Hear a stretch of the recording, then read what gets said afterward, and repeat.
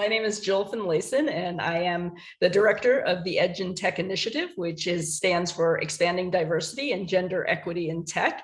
And I'm excited today to be co-hosting with Lisa Hardy, who is the Business and Operations Manager from OLLI, the Osher Lifelong Learning Institute. Lisa, would you like to introduce yourself a little bit? Well, I think you did a fine job. My name is Lisa Hardy. I'm the Business and Operations Manager for the Osher Lifelong Learning Institute here at UC Berkeley. We are a program for older adult learners above the age of 50. We currently have just around 3,000 members, and we'll be transitioning hopefully to in-person learning again here in the fall. That is the plan. So get vaccinated. Thumbs up on that. Well, thank you so much for co-hosting with me today. And as you know, we're both very excited because today we're talking with Deanna Smith from Thumbtack. And let me give you a little bit of a bio so that you can know a little bit about her, and then we'll find out more of her story today. So as Thumbtack's Global Head of Diversity, Equity, and Inclusion, Deanna Smith is responsible for ensuring minority business owners have an equal opportunity on the Thumbtack platform, while also spearheading a culture internally that is inclusive where everyone belongs. With over 15 years of experience in HR and DEI roles, Deanna is a champion for all underrepresented communities beyond race, gender, nationality, including those who require accommodations, working parents, LGBTQ, and veterans.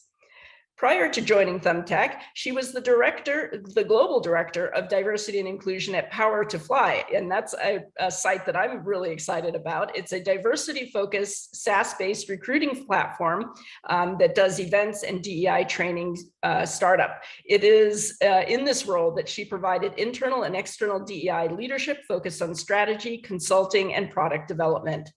Before joining Power to Fly, she led the diversity, talent, strategies, and recruitment programs at Delta Airlines. She also held talent acquisition and DEI roles at several tech companies, including LexisNexis, Cisco Systems, and Fiserv.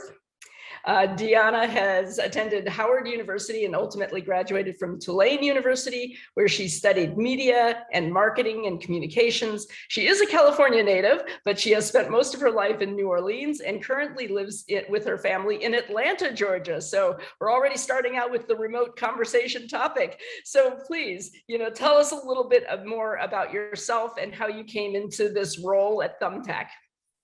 Absolutely. Well, first of all, thank you all so much for having me. Excited to be here. So I think you gave a great overview. I will say, if I think about like how I came into doing this work and ultimately coming to Thumbtack, there's a couple things. I think for me, DEI started very early on, probably in high school. Went to a high school that I was definitely a minority. Went to an all-girl Catholic high school where there were maybe 4 or 5 Black girls at the school. And for me, who had grown up around lots of family and in predominantly Black areas, it was a bit of an awakening. I realized kind of for the first time, so I guess in a way really blessed to have been sheltered from many things prior to that, but also realized the power of my voice during that time. I saw things that I felt were not fair, and I spoke up about it. In talking to other people, I realized the fear that comes from feeling like you need to speak up for just basic things that just should be, and just learned to channel kind of what was frustration to me into activism. I didn't know it was activism at the time, but started like our first Black History Club and our multicultural students and a number of events and put things together where we were talking to the Archdiocese of New Orleans about things that we were noticing. And so from there, I actually went on to Howard University, which was a just life-changing experience for me. Life-changing in the sense that I went from being a minority to being in a place that was predominantly Black. And not only was it predominantly Black, but it was full of Black excellence, not all the things that we see on TV. Professors and world-renowned artists and business people. And it was just amazing for me. And again, took me to a next step of, wow, resources is what it's really about. Folks knowing that things are available and having opportunities. So I didn't know then that I would have a career in what we now, as DEI, but I did know that my life was going to be focused on diversity, equity. I thought maybe at one time I was going to go to law school and then, want to do things in the media. Either way, this work is part of who I am. And so I'm so excited to be here at Thumbtack. Thumbtack has given me an amazing opportunity to not only focus on what's super important, which is DEI internally for employees, but also we have a rare opportunity that our product touches so many people. So being able to also ensure that our product and our customers are having equitable experiences, and then being able to really affect the community. So Thumbtack has been a great opportunity for me. And again, this work has all the work before this has led me here.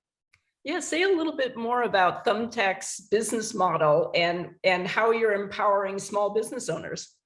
Absolutely. So super excited about the product that Thumbtack has. And in fact, when I was interviewing, one of the things that I was excited about talking to folks about was really understanding how our platform, which we provide a platform, it's mostly focused on home management, but it allows small business owners to market their services to a number of people that they would otherwise not know that they existed most of the time. For obvious reasons, when you look at small business owners, many of them are considered diverse folks, right? So it was really important to me because I work for a company that is helping companies grow. We're providing opportunities not only through our platform, but other programmatic things that we offer to the business owners also for the person that doesn't have the MBA and may not have all of the business education or the marketing dollars that their larger competition has.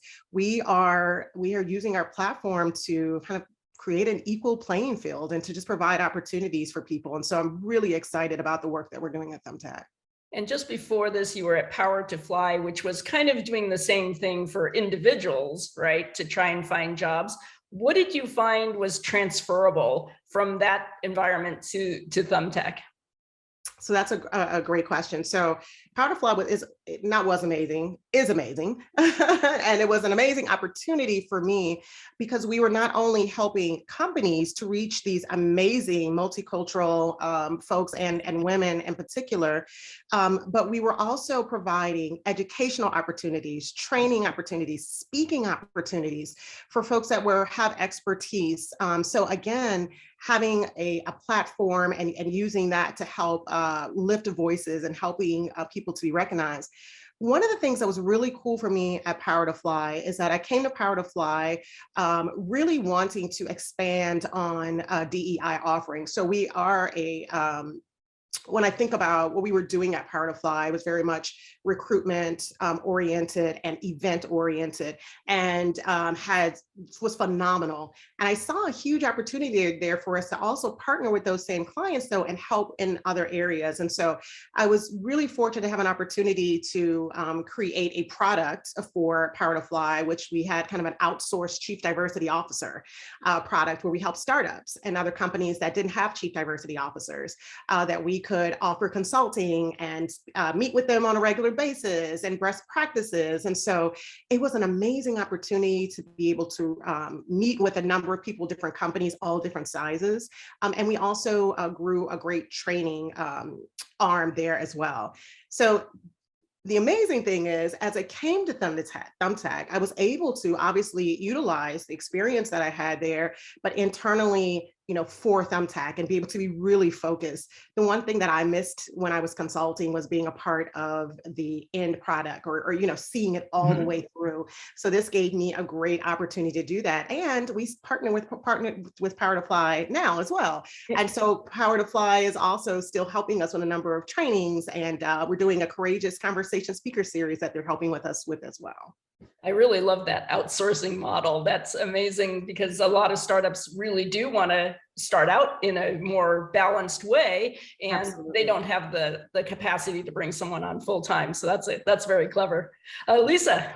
Yes. So you talked a little bit about your role at Thumbtack and how that transferred over from Power to Fly. Can you tell us a little bit about what your mandate is in this role that you have at Thumbtack, and maybe how important this DEI work is to your company? Absolutely. So as global head of DEI at Thumbtack, I'm, part of my role, my main focus is that I'm ensuring, and when I say it's really we as a company have a duty to ensure that we're creating safe and equitable environment for both our employees as well as our Thumbtack pros. So we see that, play out in a number of different ways. There's a few things that we're doing specifically. One, when I think about our employee resource groups is such a huge part of who Thumbtack is and our culture. They are employee managed and run organizations. Some companies call them infinity groups, that come together and help in a number of different ways. But the main thing is to be a support system for our employees. Oftentimes, if you are considered a minority, you come into a company, you don't see a lot of folks that look like you, that understand your background, where you're coming from, where you can have some of those sensitive conversations that you may not want to have in what we call quote unquote mixed company. And so our employee resource groups provide a safe environment for that. Also, we're empowering our employees to use their voices as well. You'll see this theme as we talk about my view of the importance of raising voices and making sure that people's stories are heard. Members of our leaders in our employee resource groups are often highlighted on our blogs about their life and things that they're going through and their roles. And we just think it's super important for our employees to have a voice. So that's part of it. The other thing that was really unique about my role at Thumbtack compared to some other DEI leaders is that I'm really focused on three distinct areas. So our people, which is going to be internal, and our employees. And that will be the things that most of you probably think about when you think about DEI. So recruitment, talent management, development, making sure our comp is fair across the board and that things are equitable. The second pillar, though, is our product and making sure that our product is inclusive as well. So doing things like studies to ensure that we don't have, not that we don't have racial bias on our platform, because all platforms have bias, but for us to be able to identify what they are and to be very purposeful about mitigating how they affect our pros. So we're doing work there. Also looking at just the way we build and the way we build for the future and how we can add inclusion to that. I always think about if we build for the most marginalized person, you're going to catch everyone else also. So just being very thoughtful about that. And the third pillar is community. And for us, community is kind of what we would obviously think about communities, where our pros live, where our customers live. But also for us, community is, when we think about our schools and we think about, for us, we have kind of two focus areas is tech and making sure women and minorities have opportunities there, but also in the trades. We have pros that have amazing skill sets. And there's a lot of students who don't want to go to college, or college is not for them. Most high schools don't have programs anymore that are teaching trades. So how can we help there? So we're looking there. And then kind of the last part of the community is our last, but certainly not least, diversity suppliers. And so ensuring that women, LGBTQ community, veterans, underrepresented minorities all have an opportunity to do business with Thumbtack. Excellent, thank you. You're welcome. So you talked a little bit about what diversity and inclusion looks like at Thumbtack. Could you expand on that a little bit and also kind of bring us in and tell us what your C-suite, how they support that and how they support you? Absolutely. So I'm really excited. I can tell you that in some former roles, I found myself spending my first 6 months doing a roadshow with presentations on the importance and the business case for diversity, equity, and inclusion. And I can tell you as a DEI professional, it's exhausting because if I have to explain why, we're probably not going to make a whole lot of progress. But that's a conversation for another time. I did not have to do that at Thumbtack. I was pleasantly not only surprised at recognizing the need. Again, I came October 2020, so I think the need had become a lot more obvious to a lot of folks, but also the dedication from our C-suite. Since I've been there, we've started an executive diversity council that Marco, our CEO, and I co-chair. All of his direct reports are what we call our senior leadership team are a part of that council, as well as folks on my DEI team. And the reason that we did that was a couple of different reasons, but obviously for one is that my job, I do this all day. I love this work. I could literally, sit here, and I think Lisa and Jill, we kind of experienced this before, where we can just go on and talk about this stuff forever. There's so much to be done. But to work and support senior leaders that feel that way, it's super important for a couple reasons. One is that employees need to know that oftentimes, even when you have leaders who really care about this work and are doing things to ensure that this work is being done, we don't necessarily do a good job sharing the work that they're doing, because people don't want to put a spotlight like, hey, I care about this, or I'm doing this. And so being able to help our employees understand what our senior leaders are doing. Also, I also joined a leadership team that was very much like, we need to do better. There are things we don't know, and we are open. What do you recommend? So my job is to help create that strategy, this need for DEI and to push these things forward comes from our senior leadership. And my job is to make sure that we do it and that the voice of our employees is included in that as well. That's great. So it does sound like it is a bit of a top-down process. Can you tell us what some of your quick wins were when you arrived at Thumbtack, and maybe where you got the least amount of pushback for this work? Sure. So quick wins, it's so funny in DEI, nothing ever feels quick. This is true. Yeah, so I was like, 9 months in, we were doing a quarterly kind of presentation, all the things we did. And like, oh my gosh, we've done so much, but when you're in the midst of it, you don't even realize. But a few things. One was that when I joined, I was able to spend my first 60 days really getting to know Thumbtack. I think it's so important when DEI leaders are new to a company that we don't get so kind of caught up in the one size fits all and, percentages that are industry-wide, et cetera, et cetera. I think it's so important to look and really understand where you are. So did everything from comp analysis and being able to look at across levels, our comping for women and for minorities, looking at our performance process and where folks were shaking out on ratings and promotions. I was also really fortunate to be able to spend a lot of time with Thumbtack leaders and even more time with our employees. So our employees across the board, but in particular, making sure that that group was very inclusive of folks that were diverse also. So our LGBTQI, our vets, again, our parenting groups, our Black employees, our Latin employees, Latinx employees, our Asian American employees. It was just so important, our differently abled employees, to understand what was important to them. And so I think the quick win there was that I was able to start off having built some rapport, having taken time to listen to people. And Lisa, believe it or not, like the strategy I thought I was so excited about rolling out. And I remember talking to Marco, our CEO, that like, I couldn't wait to come out with like percentage of this and like, we're gonna this, and I already had it planned out, and I was really looking to like confirm that I was on the right page, and I was not. So my strategy really changed this first year and became more of a strategy year. We are doing things like Courageous Conversations, which is another great win, where employees come together. We bring outside resources on a particular topic to share their story. I think people learn empathy through hearing other people's stories. And so our employees have been so involved and invested in Courageous Conversations at a time where companies are saying, don't talk about politics at work.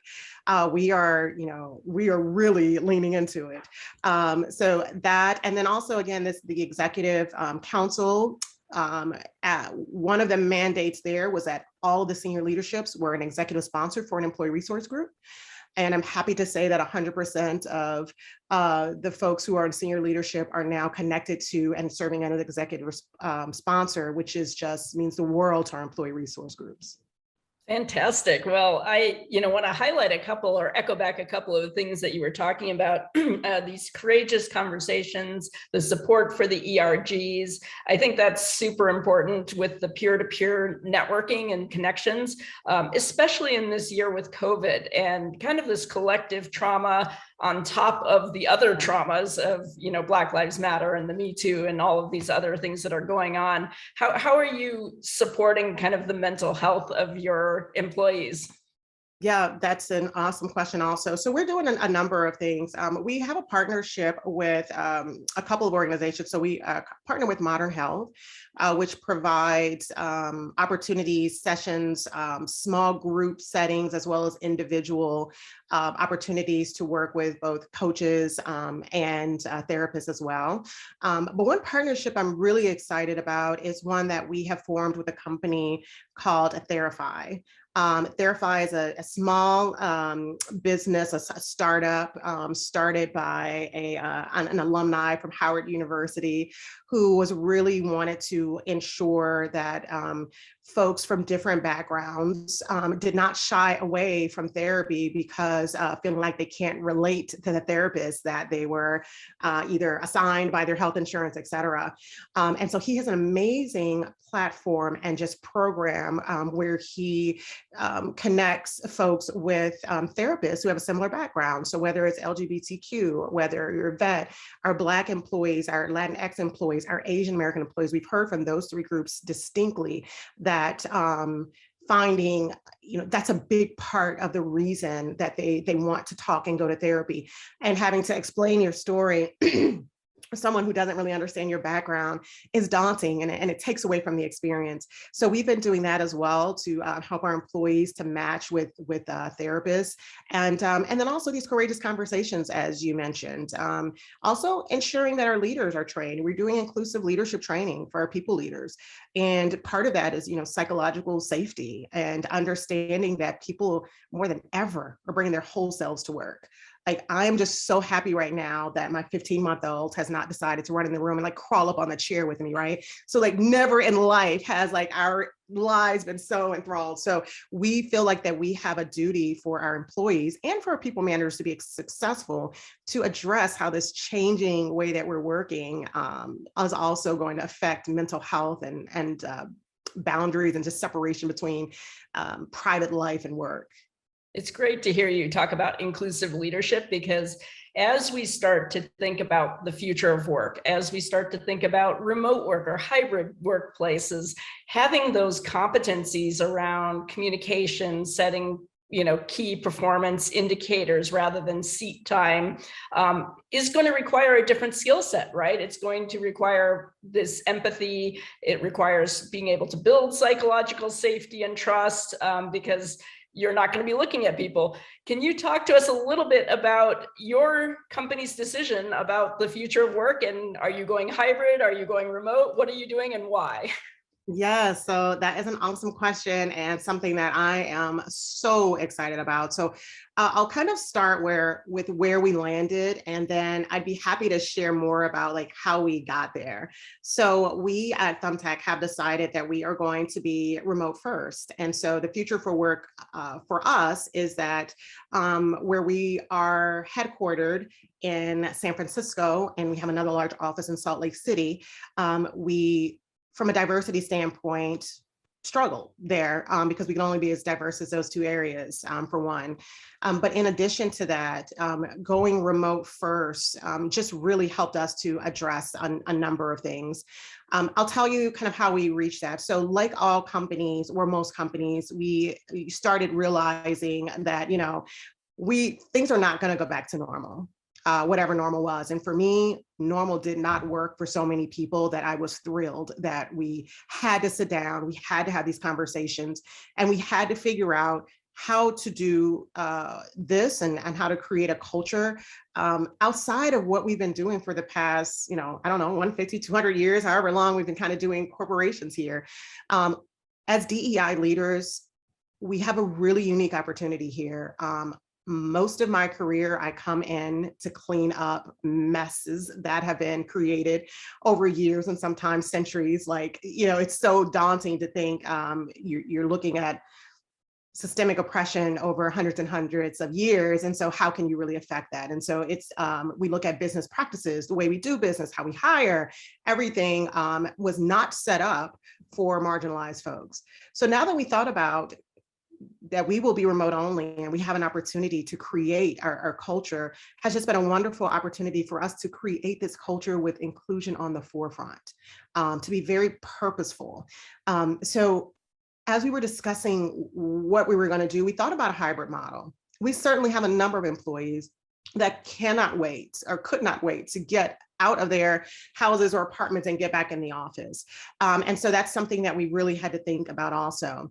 I was really concerned though about a hybrid approach. And the reason is that if we're going to start hiring remotely, and most of our current employees are in Salt Lake City and San Francisco, and meaning majority of our diversity was going to come from these new hires outside of those areas, I did not want to create this environment of a second tier or second class of folks that are always on Zoom, right? And then you have the people that are in the office.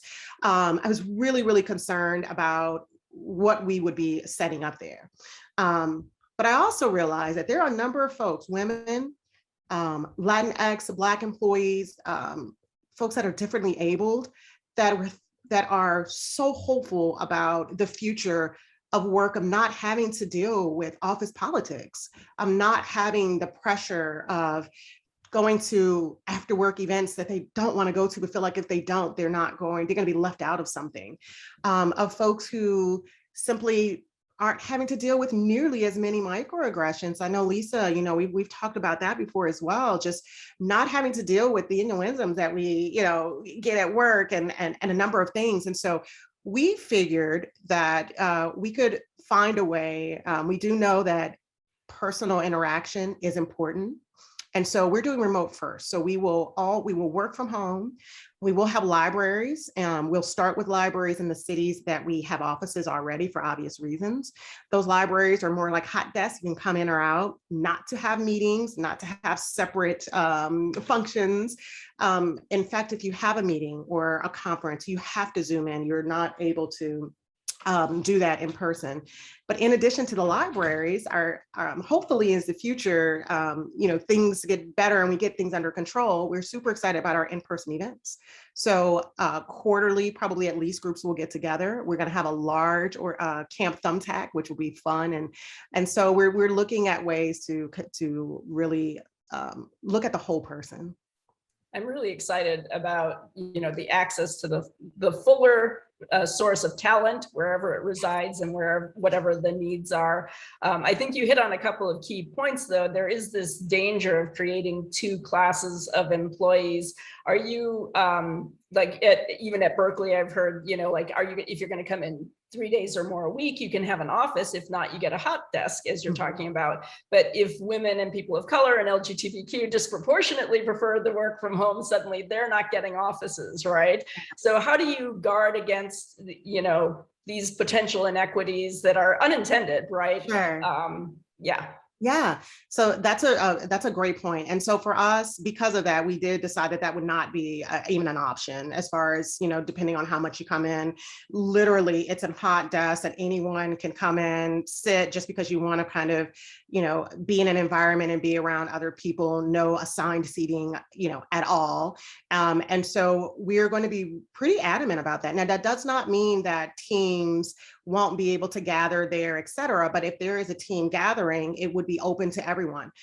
We also are very cognizant that even with that, we're going to make coming in person optional, because again, we understand in person is important and we're going to encourage that, but people have different reasons for not wanting to travel. I mean, we don't know what the future holds right now. So I think that that's one way that we're guarding against it. But, Jill, I would be ingenuous not to say that, if you ask me of the couple things that keep me up at night, that is one of the things that keeps me up at night, is that as we grow and as we become more diverse, we have almost being sure not to create this legacy versus non-legacy approach.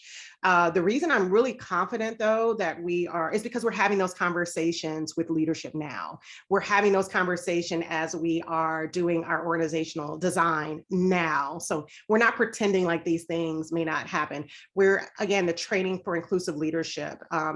Teaching our managers how to have good Zoom meetings, for God's sakes. I mean, something that you don't really think about, but there are going to be certain people that if you already had folks in a room that didn't necessarily speak up or were spoke over, it certainly can happen much more on Zoom. So doing things like, having a set agenda, sending out pre-reads, letting everyone know that we'll go around in alphabetical order to share our opinions. So there are a number of things that we can do.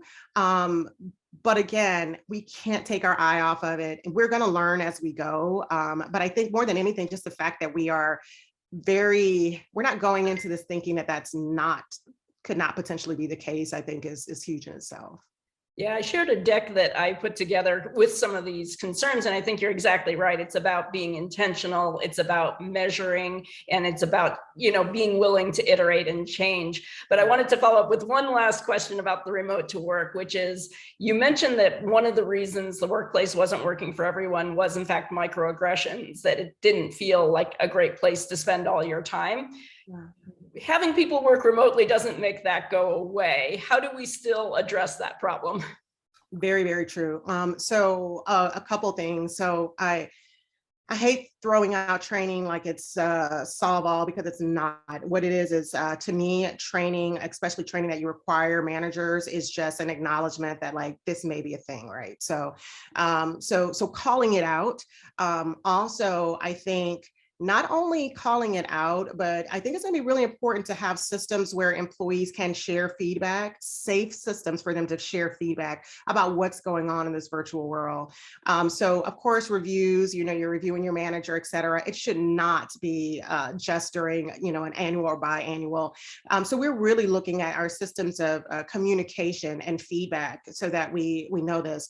Also, one of the things that we're talking about microaggressions, you may not be surprised by this, but some folks are surprised at how many leaders that I talk to about this, they have no idea what microaggressions are, let alone that they do it, right? And so having some awareness there. The way that we're also addressing is that we want our senior leaders and our people leaders to be equipped not only to know these things for themselves, but we want them to be equipped to be able to notice it and to coach their leaders and to coach their employees. And there's something about being seen as a solution to things that causes a part of our brain to kind of click. You're going to notice more. You're going to feel like, oh yes, this is something that I can champion. And so we are looking at it in the sense that this is something that everyone needs to understand, but that we need to have great feedback and we need to equip our leaders. Thank you. Pardon me. So we've been talking a lot about remote, 100% remote. That's going to be the default. I think that what you described about having the Zoom meetings be all meetings are on Zoom, that's the default. I think that that's an amazing idea so that everyone feels included and nobody has the built-in or baked-in understanding that if they're not there, they're experiencing some sort of deficiency. Can you also give us your sense, your view, Thumbtack globally, just based on your experience? How does this impact this remote environment versus in-person and diversity, all of that included? How does that affect compensation for these different markets? So if you worked at Thumbtack in the a satellite office maybe, or if you're working in Seattle or in San Francisco, but then some other employee doing a similar job is hired remotely in Tennessee. Yes. How are you guys handling those compensation variables? Yeah, so that's an excellent question, and one that I have gone back and forth on for sure. So my obvious fear there is what you mentioned, Lisa, is that, you know, as we're growing and we're becoming remote, majority of our diverse folks will likely be outside of Salt Lake City, outside of San Francisco. And many of those markets, especially if we talk about San Francisco, right? Many of the markets, if we think about where Black Americans live and where our Latinx folks, you know, we're looking at the Southeast, we're looking at the Southwest, we're looking at the Midwest, where obviously the cost of living is less. So one of my concerns was that as we start hiring remotely and bringing people in across the country, we have people doing the same jobs, as you mentioned, Lisa, and have, you know, different people making significantly different compensation based purely on cost of living, that is really setting us up for some potential equity issues, I'll just say, because it could actually do a couple things. One, you know, what we're looking at mad exodus from many of the really expensive areas anyway. So, you know, what happens to employees when they change locations, you know, et cetera. So there's a couple things. So one is that we looked at it that there are some markets in the United States that are just, you know, the cost of living is significantly higher, and we do have to take that into consideration. Lucky for us, we're headquartered in one of those really high locations, so it makes it a little easier for us as opposed to companies that are in the Southeast who are looking to hire, you know, in some of the other higher markets. But what was also important to me is that outside of maybe these identified 3 or 4 markets, where I can understand an adjustment for living, you know, the cost of living, for us to look at it that way, for us to look at this is what folks who do this job should make and what the market supports. And then we look at adjusting for cost of living and think of adjusting up for folks that we know are in places that are the cost of living is significantly higher, and that we also frankly need to be more competitive for them as well. That feels like a fair way to do that. In addition to that, if you leave one of these higher markets, you know, we are looking at what our approach is there. So if you started in San Francisco and then ended up in, let's say, Atlanta or some other area, and there's a big difference in your salary, how do we address that? And so we are looking at ways to ensure that that process is equitable. But I will tell you, to me, the bigger potential win here is San Francisco, New York, tech companies in general, hiring folks in Tennessee and in Jackson, Mississippi, and in Florida. Whereas even with the dip for the cost of living adjustment, they are still making significantly more than they would from local companies. I think that that is a huge opportunity that they would not have had because many people were not typically, especially we look at Asian American, Latinx, and Black Americans, they tend to be, not always, family oriented, wanting to stay at least where closer to family, et cetera, and going out west is not necessarily top priority. So we open up a whole other market there. But I do think that I see more of a plus there with the way comp is set up. If it's done fairly and right, that person will see such a bump from where they currently are working with companies that are tech companies and coming from the West who are coming out East. Excellent, excellent. So just as a follow-up, we've been talking a lot about the Zoom, the new environment, and how that has changed the way that employees have expectations, managers have expectations. You also touched a little bit on just kind of the historical aspect of the way that corporations and companies are built. They're not built for diversity or equity, and certainly not inclusion, and recognizing all of the things that come along with that and how nuanced it is. Yeah. How are you at Thumbtack and in your community in general? I know you do this work broadly. How are you helping leadership transition into this new world, whether it's through how evaluations are handled, management of their employees, if there's large sweeping changes that need to be made, you know, where are you seeing those impacts as tangible? And then as a follow-up to that, where are your greatest areas of resistance that you're seeing? Yeah, so great question. So I think that it's really twofold. So I mentioned earlier about like the inclusive leadership and things of that nature, and how important that is. I also think that, you know, when I think about performance management, et cetera, all of that has to change. You know, we were a in-person, in-office company. We were forced to look at things and do things differently over the last year, and do our best to like take systems that were set up for in-person and adopt them. Now we are again creating those, knowing that you know, we're remote, or knowing that the way we work is different.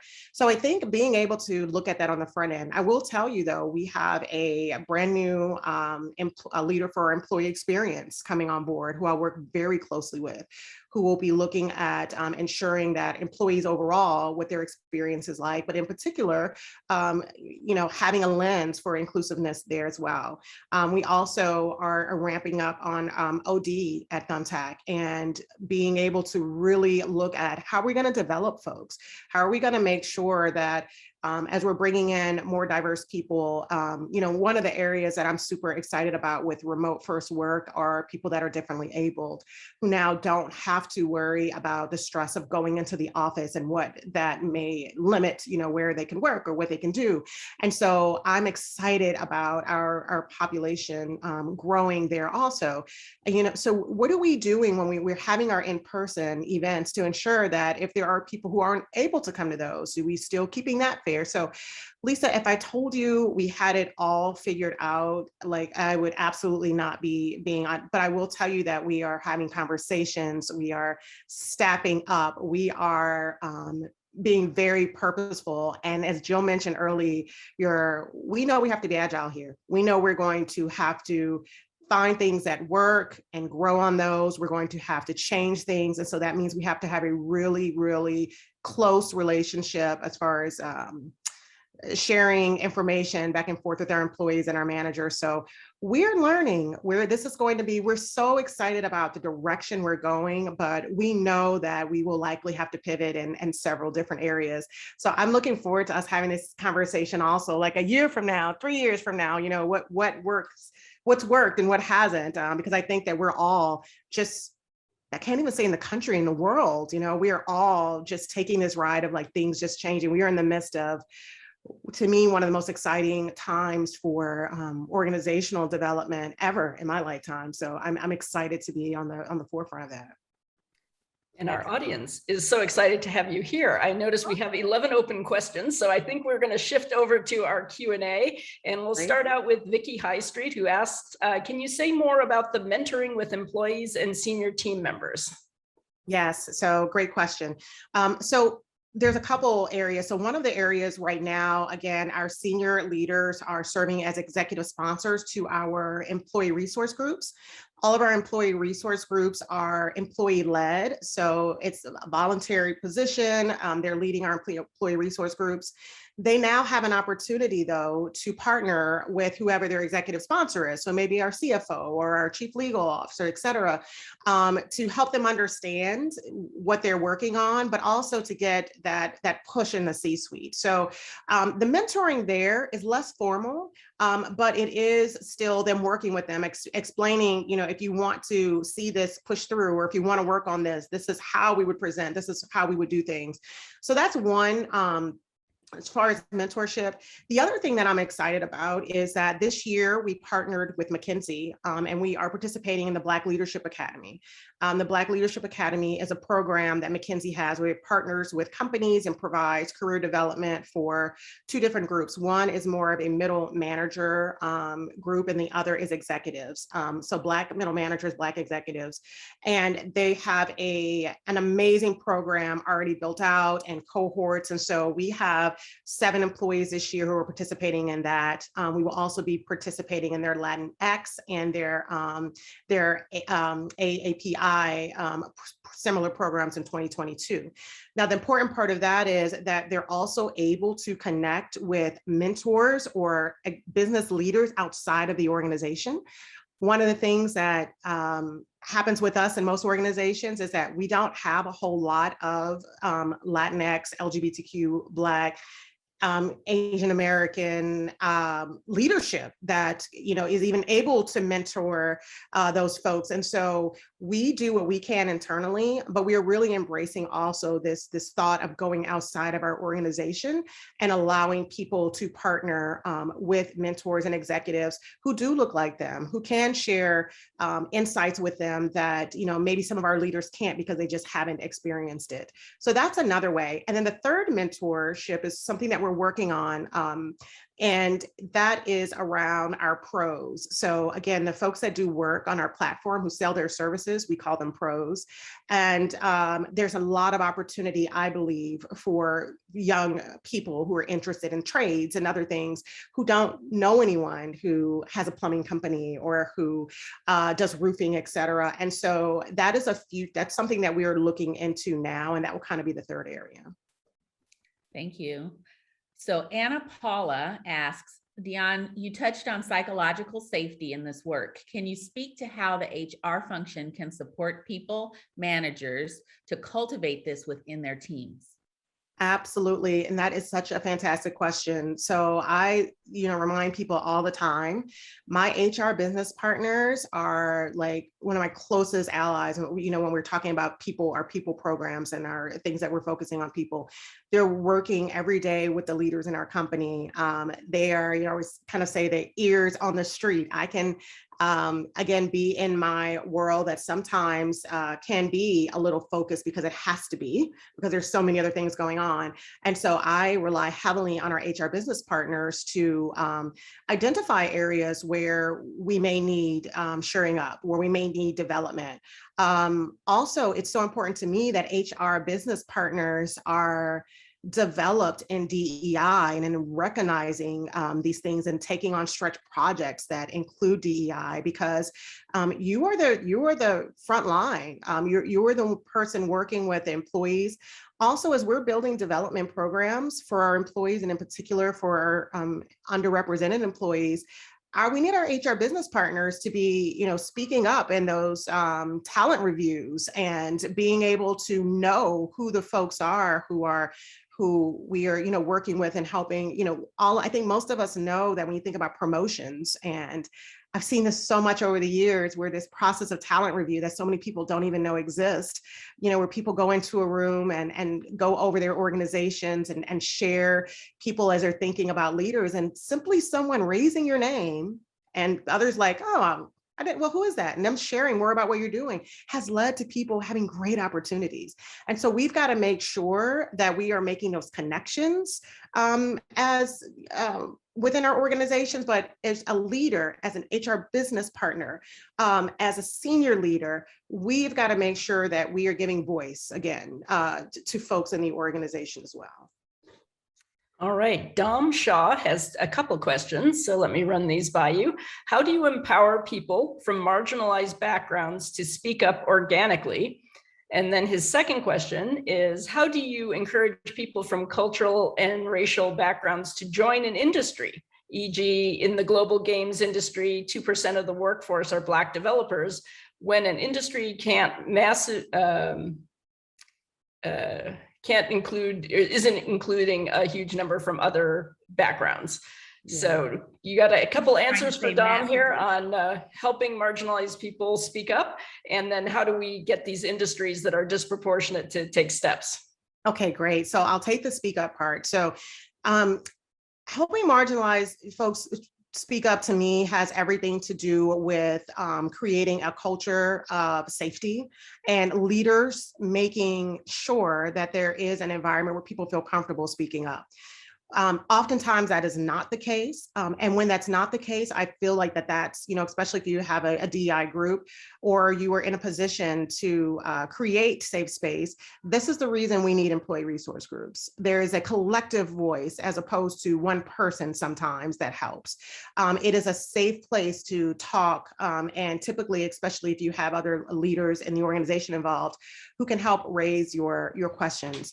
I talk to people all the time who are in a situation, and maybe it's a senior leader and they're seeing it could be a coaching opportunity or just something that they're missing, and they are afraid to speak out or to give feedback because they don't want that to hurt them later.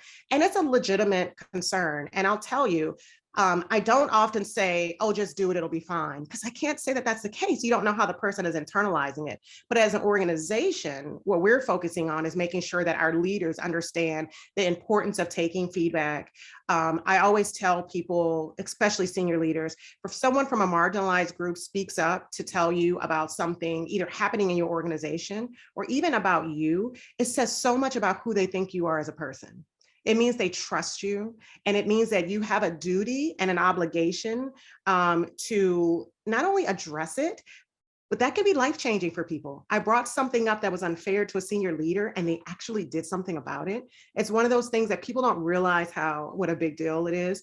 So to answer your question, I think ensuring that you have a culture of open communication is important, and making sure that from the top down, constructive feedback is part of that. The last one I'll answer really quickly so we can get to some of the other questions. Can you tell me the second part, Jill? It was around industries where, like in the gaming industry, there's only 2% Black engineers. Yes. And I'll tell you, Don, that is the question of the century for all of us who have been pushing. And I know Jill and Lisa are doing a ton of work in this area also, of how do we get folks into these industries. And I will tell you that, in my opinion, it is grassroots. It is identifying one school. You can identify one high school that, or middle school, elementary school, that your company or your office or just you and a group of other folks in the area want to invest in the sense of showing your face. Your face means the world to a kid, because we know when we look at consumers of gaming, it's certainly extremely diverse, right? And so what do we need to do for those kids to begin to see, and grownups, not just kids, that they can picture themselves on the other side of that? And most of it is about exposure. When we see people who look like us, when we see people who have similarities to us doing work, it encourages us. And so I would say, sorry, you might hear, yeah, he's being moved away from the door. So sorry about that. I think that the most important thing is using your own personal voice and looking at it as grassroots. Don't necessarily wait for a big organizational push to do, because sometimes, we're focused on different things. We are here to support, and sometimes getting something started and then presenting it to your company helps with pushing that along. So use your voice, find something that you think is important, and see if your company can support you in doing that.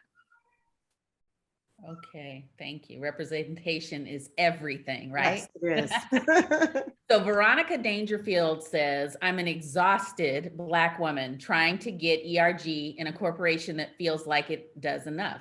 They would prefer to exclude everyone instead of including anyone. I'm so tired, and I feel like I'm pushing a boulder up the hill, but I think it's worth the fight. Do you have any suggestions? I have several, but I'll narrow it down. So 2 things. One, you said you think it's worth the fight. It absolutely is. It is worth it. However, I also think it's very important for us to protect our energy. I think it's very important for us not to continue bashing our heads against a wall that isn't going anywhere. Does that mean give up? No. It can mean a couple different things. It can mean the approach to bringing ERGs, like understanding, like, what is your ask? Is the ask that we can just have a group together that can, have conversations and maybe it not be as formalized. I've seen a lot of folks start that way, right? So they start a Zoom with different employees that they know are Black or different, and they start having conversations. There's power in numbers. Identifying someone in leadership who either identifies with your group, so as a woman or a minority, et cetera, who can also help the charge, I think is huge. But I do think it's really important to realize that there are some companies that will just probably may never happen in. And at that point, for me, it's about evaluating, is that the right place for you? Is the right place for you to be in a place that doesn't understand the importance, after everything that has happened over the last year, of having a safe space for your employees? I am not saying go quit your job, by the way, at all, but I'm saying that we do have to take time to reflect. And I will offer you also, if you have more specific questions about that, you can connect on LinkedIn, and I'm happy to learn more and maybe be able to give you a more specific tactical answer to that question. But I hear this all the time, and I can certainly share some things that have worked for me in the past. And Vicki gave an example as just a quick follow-on. One of the concerns she hears most often from directors is, I'm not an expert. I don't know how to have these difficult conversations on these hot topics with my staff. I have to say, putting on the empathy boots, that's a real concern, right? So how do you help somebody who feels like they don't have the skills to open the door here? And sometimes they don't have the skills. Sometimes those folks can be coached and skilled up, and other times, again, protect your energy, right? You've got to be able to identify where to do that. Now, what I will say is that doesn't mean that we're able to ignore it or not address it, because it's super important work. But that's where, if there's someone internally that can help with those conversations, or hiring an outside consultant, or looking at companies like the work that Power to Fly is doing, or other great DEI consulting companies who can come in and help with that, I think is important. Oftentimes, I think we think our resources stop, or they're confined in the walls of our company, but go outside, especially with work like this. Sometimes you have to go outside of your company. So we have an anonymous question. How do you deal with the power dynamics where your boss in front of colleagues says a microaggression and then denies it, even says it's just common knowledge? Yes. So, a couple things. One, oftentimes when people have microaggressions, or even have biases, or feel a certain way and treat people a certain way, oftentimes they don't realize it. In fact, if they did, not everybody, but many of them wouldn't, right? It's like it's a blind spot. And frankly, it's because they've had the privilege to not have to worry about it, right? In that case, I think that you have to oftentimes go above your manager. If you have a manager who just doesn't get it, it's highly unlikely that you as an employee are going to help them get it. But that's why you have HR, that's why you have senior leaders in your organization. If you are fortunate enough to have a DEI group in your organization, it would be great. Oftentimes, if I have employees come and talk to me, not necessarily at Thumbtack, but at other companies as well. Sorry. He doesn't like that answer either, right? He's got an opinion, yeah. Yes, he does not like that other answer. So if it's going to HR, hold on one second, I'm sorry.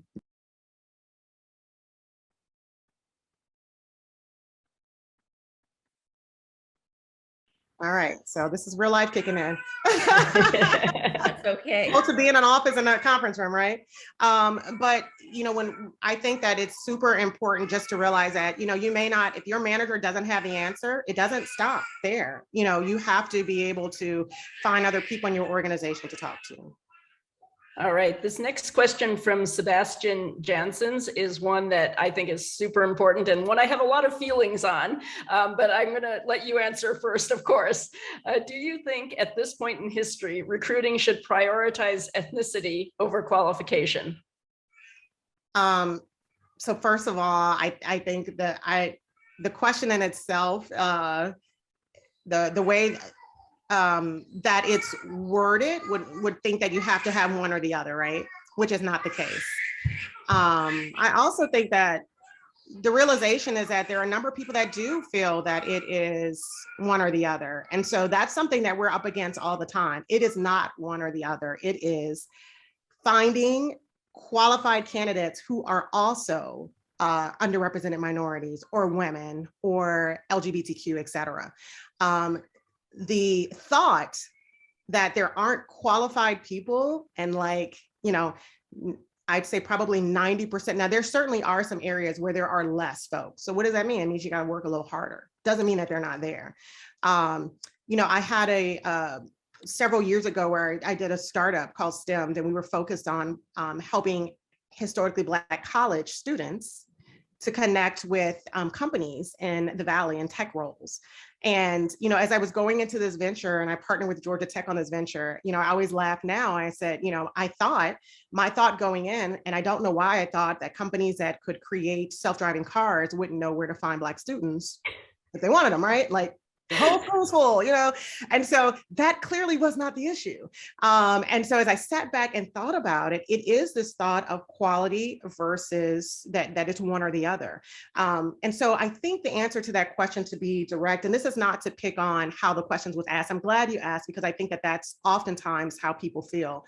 But I think that there are biases that need to be addressed in that process. There's education that we have to share with hiring managers. And there's just this whole idea of making other folks available that they didn't know. You know, there are schools that are Hispanic serving institutions that have great programs. You know, make it about individuals and not the groups they come from or the schools they come from. And you'd be amazed. So us on the internal side as practitioners, we go out and seek, you know, qualified folks who have these backgrounds. But on the hiring manager, and when we're presenting them, it's just this is the top talent in the country. And we were lucky enough to be able to also find someone who happens to be diverse. And so we've got to change that narrative. Yeah, I appreciate that so much. And the idea that if we ask better questions, like you talked about designing your product, if you have diverse creators, you're going to design better products. And there's all these wins. And so asking better questions about what are you bringing to the table that we currently don't have at the table? Who do you know? What experiences do you have? It's a super exciting opportunity. So thank you for taking on that question, because I think it's a really important one. Yeah, absolutely. So our next question comes from Larry Frazier. He says, Deanna, could you talk more about the nature of inclusive leadership as it relates to DNA for a leader? Absolutely. So inclusive leadership, typically when I'm either designing programs or courses around inclusive leadership, there's a couple of things that it usually starts with some moments of self-awareness, right? And so I think it's very important when we talk about inclusive leadership is to make sure that the folks who are focused on that are looking at areas that they may not be aware of that are affecting their ability to be inclusive. So, you know, everything from, of course, you know, we always talk about unconscious biases, but let's be real, let's talk about conscious biases. You know, let's talk about, I just think certain people can do certain things that other people can, or because that's your experience, et cetera. So let's talk about that. And so I think that when you can begin to talk to leaders and get real, like, you know, mine is really specific. Let's look at your organization, sir. Let's look at the folks in your organization. You have an open role. Let's look at all of your top candidates. Like, it's usually not that hard to like find really poignant examples. So I think that being able to make people see the reality, not the reality we like to see of ourselves, but what it really is through, I always say data and metrics, but people is the same thing. And also, in addition to that, I think giving people an opportunity to learn from other managers. So in most organizations, you have leaders and people leaders who are really good at this stuff. They've been doing the work for a long time. They're very conscious and thoughtful about the way they do it. It's so helpful to pair people up with people that do this really well, to help give them tips and who are actually doing the work that they're doing. Because I am, again, sitting here, I may not be doing the work that you're doing every day and understanding all the nuances, but having managers that, and the way that I can identify these managers is usually it's not hard to identify. They're raising their hand to do things. They're helping up with stuff. They're involved with the ERGs. So in using those internal folks. The last thing I will say about that though is this thought about the DNA part is a bit problematic, because oftentimes I don't think people are naturally, when we think about DNA, it's like this is the way we came, are not naturally inclusive. Even those who are from, if I look at myself as a Black woman, there may be certain things that I'm naturally more comfortable or that I would naturally be more drawn to, that I have to pull myself out of. So I think we have to be careful with this DNA, because really what we're trying to do is we're trying to redesign the DNA. You know, we're realizing that this is not something that you either have or you don't, it's something you have to work for. I love that. You know, it's a learned behavior. I noticed when COVID occurred, they were like, oh, women leaders are handling this crisis so much better. And I'm like, no, it's not women leaders. It's empathetic leaders. It's good communicator leaders. Yes. We can all learn those skills. It's not a gendered thing. So absolutely glad to hear that. Don Warren, and I think we got time for like 2 more questions. So Don Warren says, mainly you're talking about inclusion from the employee point of view, which is great. Can you talk about inclusion from doing business with contractors that provide services for your company? Absolutely. So again, one of the mandates for us around DEI is also looking at the diversity of our suppliers. And so I think that is an area, if I think about DEI from a holistic viewpoint, the 2 areas that oftentimes aren't getting enough attention and can be some of the most impactful changes is around diversity suppliers and also your product, looking at how your product is affecting folks. So on the diversity side, I think that it's super important. So for me, it's partnering with our procurement folks. It's partnering and understanding our processes for vendors.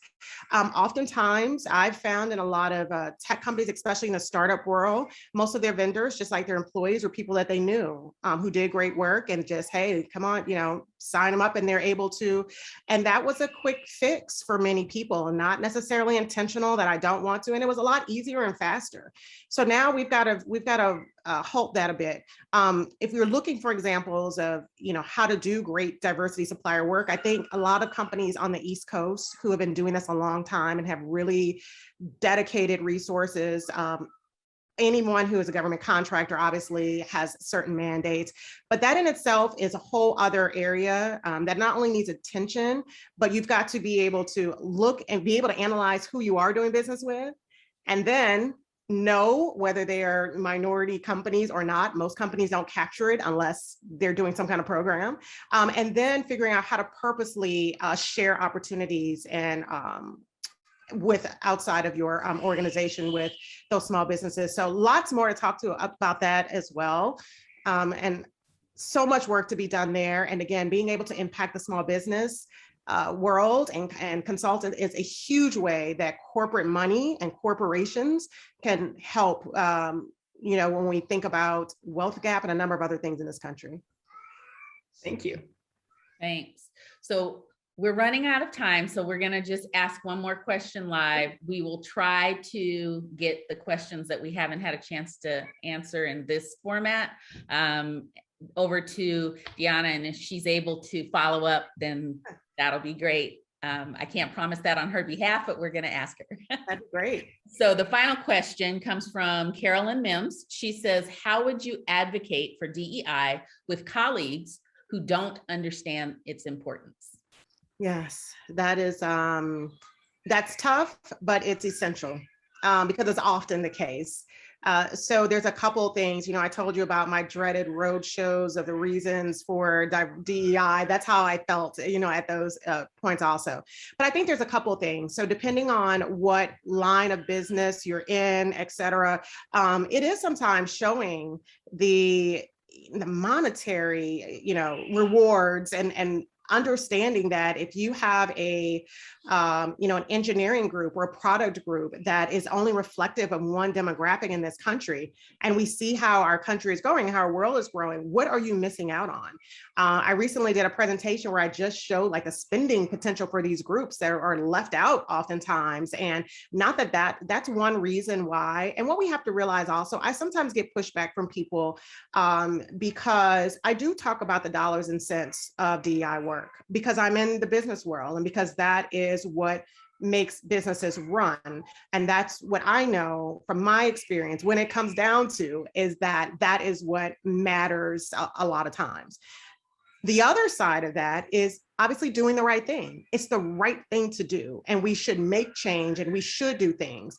And so I often caution folks that are coming into DEI, especially early on. It can be very frustrating because you're focusing on doing the right thing without helping the business understand what they will gain from it. So I definitely challenge you all to for your industry, for your business, figure out what is that business imperative that would make people who don't really get it. That's great. And as Lisa suggested, we are getting to the end. So I want to give you a chance to wrap up with some final remarks. We have obviously students in the audience, but we also have practitioners in the audience. We have individual contributors. We have supervisors. You know, maybe give us some pragmatic tips and what makes you optimistic. Absolutely. So first of all, I just want to say just you being here today says a ton about the fact that you care about this. So thank you for that. I also want to acknowledge that for those of you who are in DEI, or for those of you not in DEI, which is even harder, who is doing this work and pushing these things forward, I know this is hard work. I know it's exhausting. And I know sometimes it's thankless work, but as someone mentioned earlier in the question and earlier with their question, it's so worth doing. I would remind you all that we are at a moment in time in history where significant change is having to happen, whether folks wanted to or not. Now we have a really unique opportunity. So I certainly say take advantage of the timing here. Also, trying to do this work on your own in a company, and I've been there, where there are very few people that care about it, is exhausting also. So find outside resources. Coming to events like this and finding groups that are supporting the things that you're working on and getting ideas, I think is super helpful. But more than anything, I hope that when I think about what makes me optimistic is that we all have the opportunity now to turn this thing on its head. We have an opportunity to rebuild. I'm not wearing rose-colored glasses that it's just going to happen that easily and all of a sudden now everything is going to be great. It will not necessarily be the case, but we have in many cases now, we have a seat at the table and our voice is being heard. So I just encourage you all to continue doing this work, reach out to other people. And yeah, again, if anyone is interested in connecting or has individual questions, I know Jill and Lisa will help getting your questions answered, and always feel free to connect with me as well. Thanks so much. I appreciate personally your optimism and your let's leverage this moment. Yes, absolutely. Absolutely. Okay, well, thank you so very much, Deanna. You have been amazing. We want to thank Deanna, everyone here who has attended, our participants. We got over 100 people here today at some point, which was great. And we want to invite everyone to join us for our next conversation with David Kim. He's the Vice President of Global Diversity, Equity, and Inclusion at Zendesk, and that will be on September 28th. And I believe we can send out information about that, and it's also available on our website. And I think there's an Eventbrite already up for that. Maybe we can get it in the chat. Well, thank you all. Oh, and look. He just wanted to say hi, finally. Oh. In the room. So this is work in 2021 and beyond, real life and juggling. So thank you all. Thank you so much. And who's the young man that we're thanking for joining us? This is Sean. Sean, thank you for joining us. And thank you, Lisa, for your co-moderation. And thank you, Deanna, for your wonderful words of insight. We're grateful to Berkeley Global for this opportunity. So thanks, everybody, for joining us. Thank you. Bye.